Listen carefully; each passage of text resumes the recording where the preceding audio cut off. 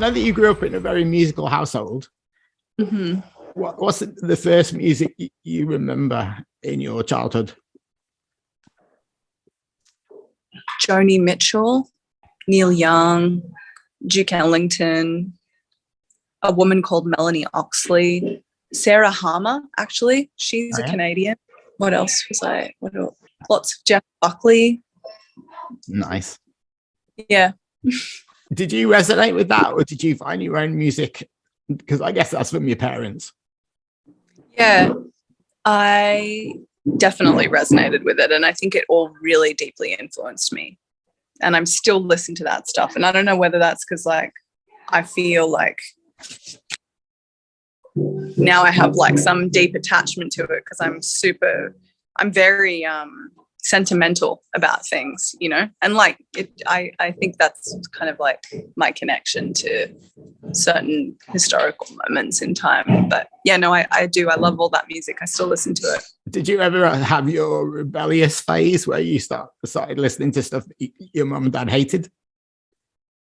I spent a little bit of time listening to like the New York Dolls and Guns N' Roses when I was in high school. I got into a phase of wearing like red lipstick and leopard print cardigans and Doc Martens and ripped up stockings. And I think my mum was, what's she doing? But then it kind of like merged into listening to the Smiths and the Cure, you know, and she was a little bit happier about that. So do you keep up with new music now?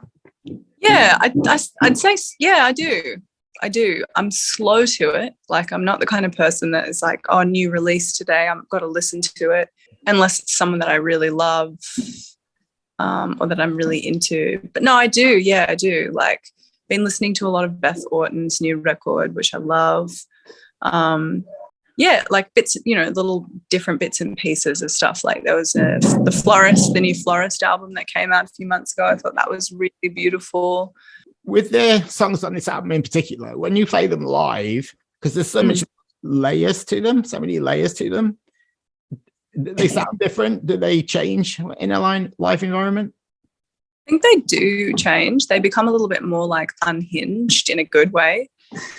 Feels really good to play them. They kind of like have this breath that's like injected back into them. I've been playing trio recently with an amazing drummer and my amazing guitar player who does electric guitar but also like has a split channel, so he plays bass as well.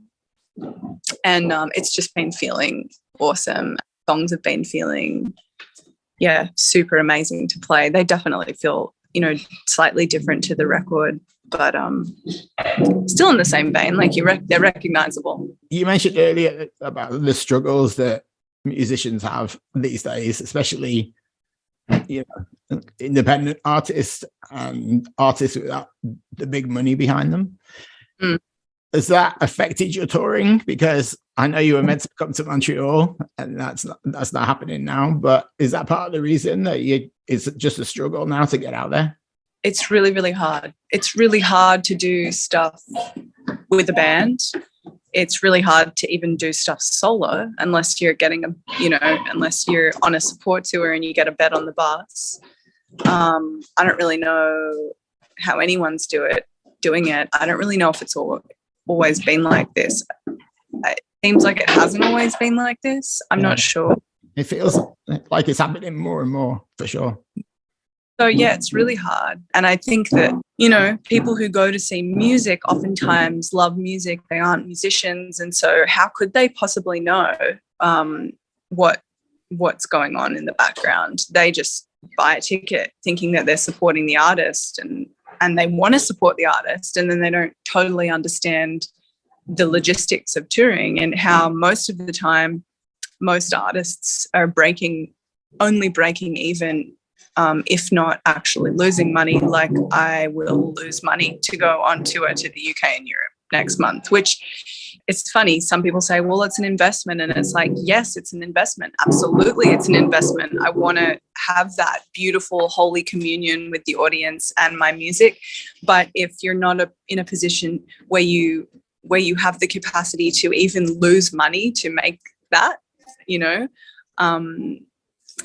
happen, then what do you do? I'm not sure. I know that a lot of musicians are really starting to talk about it now, and they cancel tours. There has to be like a new way of operating inside of this industry, but I don't really know what that is. And I think, that would take like a big collapse and big dismantle for it to shift, because a lot of people are in position to still tour. But there's a pressure in my chest, a pressure in my chest.